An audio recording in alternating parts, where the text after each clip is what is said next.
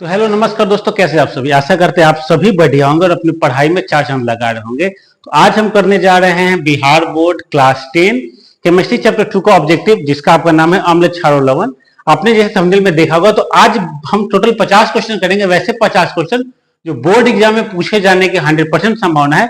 तो वीडियो को like share और सब्सक्राइब किए बिना मत जाइएगा और साथ में कमेंट करके बताइएगा कि आगे का जो क्लास है वो किस चीज का चाहिए। तो आइए आज की क्लास शुरुआत करते हैं और हमारा प्रयास रहता है कि 10 से 15 मिनट के अंदर महत्वपूर्ण 50 क्वेश्चन को किया जाए। पहला सवाल बढ़ा कि कोई विलेन लाल लिटमस को नीला कर देता है, इसका पीएच संभवतः क्या होगा। ये सवाल कब कब पूछे गए, 2012 और 2013 में। ठीक है, एक मिनट रुकिएगा। चलिए बस ठीक है, देखिए अब इसका आंसर आपको दिखा देते हैं।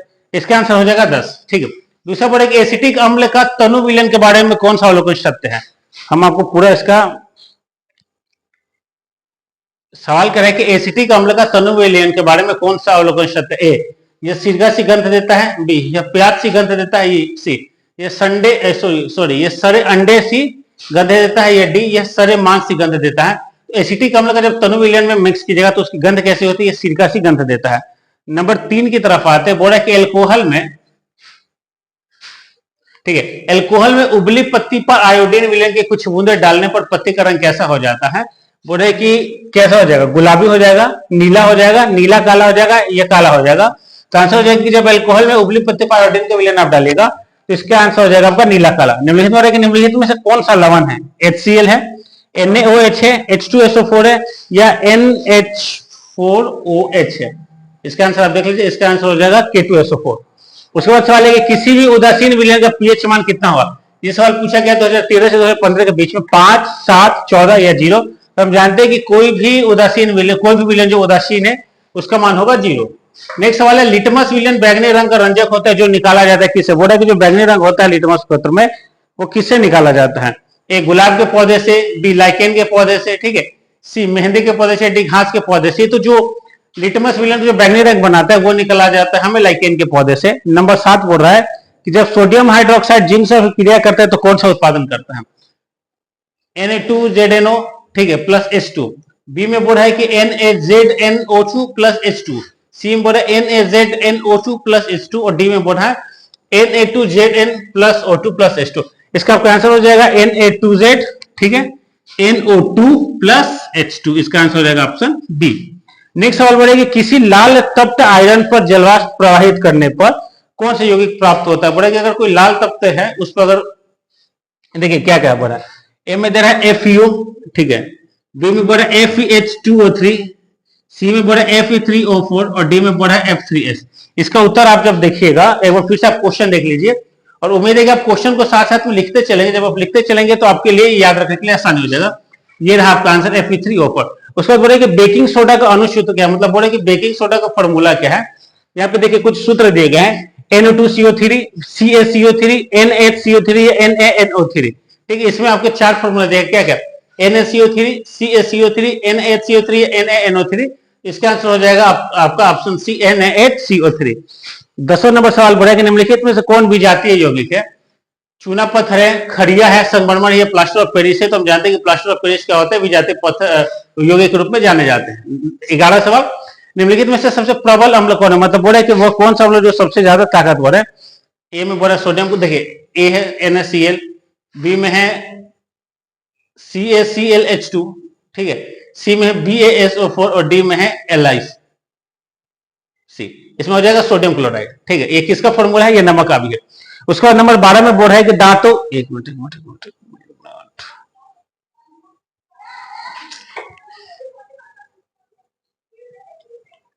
नंबर 12 में बोल रहा है कि दांतों को साफ करने के लिए दंत मंजक, ठीक है, जैसे टूथपेस्ट प्राय होते हैं, क्या होते हैं, क्षारीय होते हैं, अम्लीय होते हैं, लवण होते हैं, इनमें से कोई नहीं। देखिए हम जानते, एक चीज याद रखिएगा, हम जानते हैं कि हमारे मुंह के अंदर अम्ल पाए जाते हैं और जो टूथपेस्ट हम इस्तेमाल करते हैं टूथपेस्ट क्षारीय होता है। तो जब टूथपेस्ट का रिएक्शन हमारे मुंह के अंदर अम्ल से होता है, जब लंबे समय तक हम ब्रश करते हैं और कुछ देर तक जब आप उस जो गाद होता है, ठीक, उसको जब आप कुछ देर तक होल्ड करके रखिएगा तो मुंह के अंदर जलन होने लगता है, मतलब रिएक्ट करने लगता है अम्ल और क्षार आपस में जब रिएक्ट करते हैं तो आपको ऐसा फील होता है। इसलिए क्या हुआ, टूथपेस्ट के अंदर क्या पाया जाएगा, हमेशा टूथपेस्ट क्या होता है, हमेशा क्षारीय होता है। नंबर 13 में बोले कि शुद्ध जल का पीएच मान कितना होता है। शुद्ध जल का पीएच मान 7 होता है। सबसे बेस्ट और सबसे आसान क्वेश्चन था अब तक का। नंबर 14 में बोले कि अम्ल और क्षार आपस में अभिक्रिया कर क्या बनाते हैं, बोले कि अगर अम्ल और क्षार को आपस में मिला दिया जाए तो क्या बनेगा, तो अम्ल और क्षार जब आपस में मिलेंगे तो वो लवण बनते हैं। क्वेश्चन नंबर 15, निम्नलिखित में से कौन प्राकृतिक सूचक है?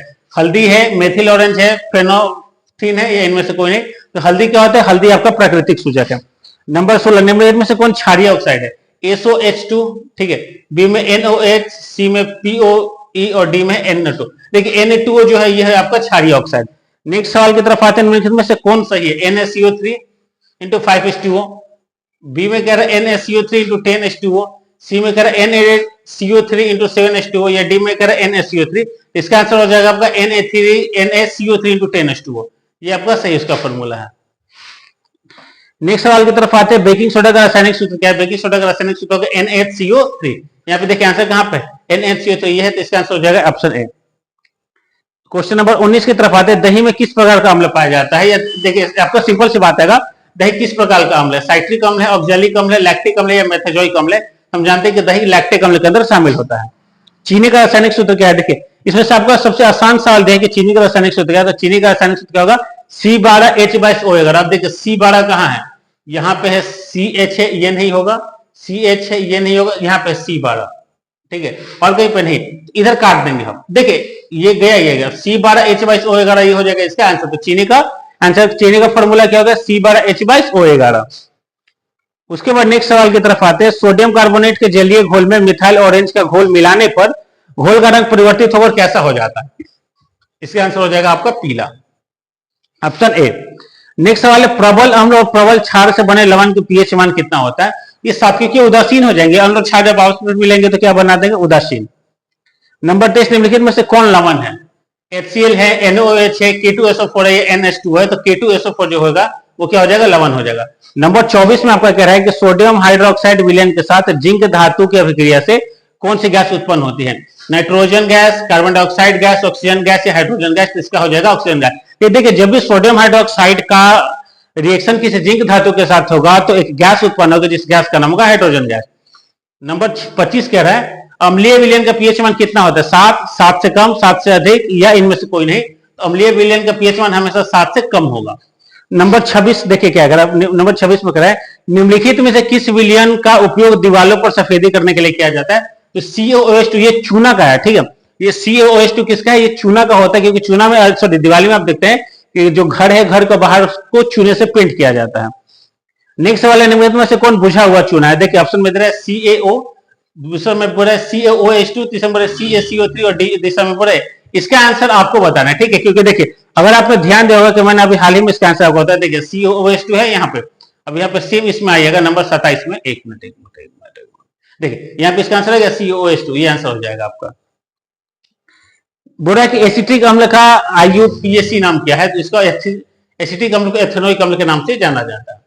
नेक्स्ट सवाल की तरफ आते हैं, निम्नलिखित में से कौन सा आयन, ठीक है, लाल लिटमस को नीला कर देता है? सवाल है कि कौन सा ऐसा आयन है जो लाल लिटमस को नीला कर देता है? तो क्या होगा?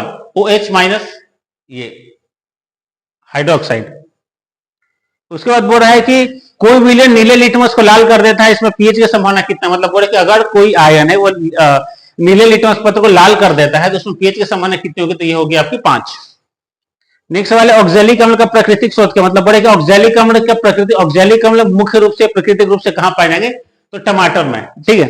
नेक्स्ट सवाल की तरफ आते हैं, नंबर 32, बोले कि प्रबल अम्ल के जलीय विलयन में किसका अधिक क्या होता है? H+ आयन का, OH- आयन का, Cl- आयनों का, या NH+ आयन? H+ आयन हो जाएगा इसमें आपका, ठीक है। 33 बोले कि लाल पत्ता गोभी किसका उदाहरण? लाल पत्ता गोभी प्राकृतिक सूचक का उदाहरण है, क्योंकि नेचर के साथ निकला हुआ। देखिए हल्दी, लाल पत्ता गोभी, जितने भी नेचुरल कलर है। उदासीनीकरण क्रिया में क्या होता है? अम्ल बनता है, लवण व जल बनता है, क्षार बनता है या क्षारक बनता है? तो उदासीनीकरण विकिरण जब भी होगा इसमें लवण और जल दोनों बनेगा। क्वेश्चन नंबर 35 बोले कि किसी विलयन का पीएच मान 4 इसमें उपस्थित हाइड्रोजन आयन सांद्रता कितनी है? बोले कि यदि किसी विलयन का पीएच मान 4 दिया गया तो इसमें हाइड्रोजन के आयन कितने होंगे? एक मिनट, सवाल कुछ और जवाब कुछ और हो गया क्या? ओह, गलती हो गया थोड़ा सा, इसको छोड़ देते हैं। नंबर 36 पाते हैं। बोले क्षारीय विलयन में फिनोल्फ्थिलीन सूचक का रंग कैसा होता है? गुलाबी, पीला, नीला या रंगहीन? तो जानते हैं इसका आंसर हो जाएगा आपका गुलाबी, ठीक है। नंबर 37, विरंजक चूर्ण पर तनु सल्फ्यूरिक अम्ल की अभिक्रिया से कौन सी गैस निकलती है? विरंजक चूर्ण पर तनु सल्फ्यूरिक अम्ल की अभिक्रिया से कौन सी गैस निकलेगी? H2 निकलेगी, O2 निकलेगी, C12 निकलेगी, CO2 निकलेगी, तो इसका आंसर हो जाएगा आपका C12। नेक्स्ट सवाल की तरफ आते हैं, प्रबल अम्लीय विलयन में मेथिल ऑरेंज का रंग कैसा होता है? लाल, पीला, नीला या रंगहीन? ये आंसर हो जाएगा आपका लाल। क्वेश्चन नंबर 39 में बढ़ेगा शुद्ध जल का पीएच में, तो शुद्ध जल का पीएच मान हो गया आपका 7। नंबर 40 में बढ़ेगी, कोई विलयन अंडे के पीसे हुए कवच से अभिक्रिया कर एक गैस उत्पन्न करता है जो चूने के पानी को दूधिया कर देता है, तो इस विलयन में क्या होगा? तो इस विलयन में HCl, हाइड्रोक्लोरिक एसिड। देखिए एक चीज का ध्यान रखिएगा कि आपके जो पेट के अंदर जो अम्ल पाया जाता है वो होता है HCl। इसकी इतनी ज्यादा क्षमता होती है कि अच्छे से अच्छे चीजों को भी गला सकता है, ठीक है। इसकी बहुत ज्यादा ये ज्वलनशील होता है, बहुत ज्यादा खतरनाक होता है अगर ये बाहर है तो। नेक्स्ट सवाल में बोल रहा है कि विरंजक के लिए प्रयुक्त होता है, विरंजक के लिए किसका यूज किया जाता है? विरंजक के लिए हम जानते हैं ब्लीचिंग पाउडर। नेक्स्ट सवाल बोल रहा है 42 को जल को जीवाणु रहित बनाने के लिए किसका उपयोग किया जाता है? जैसे मान लीजिए कोई पानी है आसपास थोड़ा सा गंदगी है तो उसमें विरंजक चूर्ण का हम इस्तेमाल करते हैं।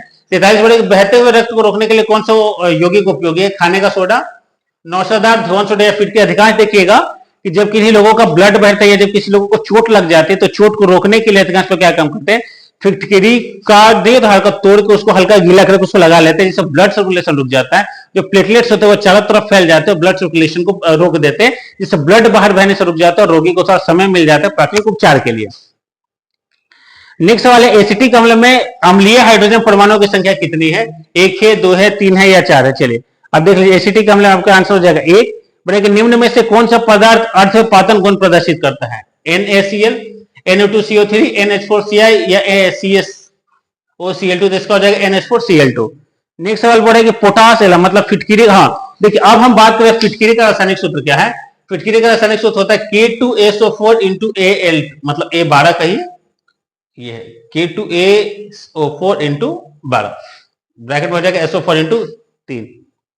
उसके बाद निम्नलिखित विलयन में से कौन सबसे अधिक अम्लीय है? pH बराबर 1, pH बराबर 5, pH बराबर 8 या pH बराबर 1? तो pH बराबर 1 क्या हो जाएगा? सबसे ज्यादा अम्लीय। बढ़ेगा बहुक्षारक अम्ल के आंशिक उदासीनीकरण से प्राप्त क्या होता है? अम्ल लवण, क्षारकीय लवण, सामान्य लवण, ठीक है, या मिश्रित लवण? तो आंसर हो जाएगा आपका अम्ल लवण। बढ़ेगा निम्नलिखित में कौन क्षारकीय ऑक्साइड है? SO2, NO2, P2O या NO2? ये आंसर हो जाएगा N2O। तो ये रहा आज का हमारा टोटल 50 क्वेश्चन। मुझे आशा है कि आपको वीडियो ये पसंद आया होगा और इस चैप्टर को थोड़ा अच्छे से पढ़िएगा क्योंकि इस चैप्टर से प्रश्न ज्यादा पूछे जाते हैं। तो आज आपका 50 क्वेश्चन पूरा हुआ और हम फिर कंटिन्यू, देखिए हर दिन हम एक नए चैप्टर के साथ एक नए ऑब्जेक्टिव को लेते आएंगे। अगर आपके पास ऑब्जेक्टिव की किताब नहीं है तो कोई बात नहीं, आप विनर्स एकेडमी को सब्सक्राइब कीजिए, आपको नोटिफिकेशन ऑन कीजिए और आपके राइट साइड में सब्सक्राइब एक ऑप्शन होगा, अगर आप वीडियो देख रहे हैं तो सब्सक्राइब भी कर दीजिएगा ताकि हमें मोटिवेशन मिलता रहे आपके लिए वीडियो बनाने में और आप सीखते रहें। तो चलिए आज की क्लास को खत्म करते हैं और आज की क्लास वापस उन्हीं शब्द के साथ खत्म करते हैं जहां से हम हमेशा खत्म करते हैं कि हमेशा बड़ों का सम्मान करें, छोटों को प्यार दें और अपना व्यक्तित्व ऐसे निखार करें कि महिलाएं आपसे सुरक्षित महसूस करें। जय हिंद, जय भारत।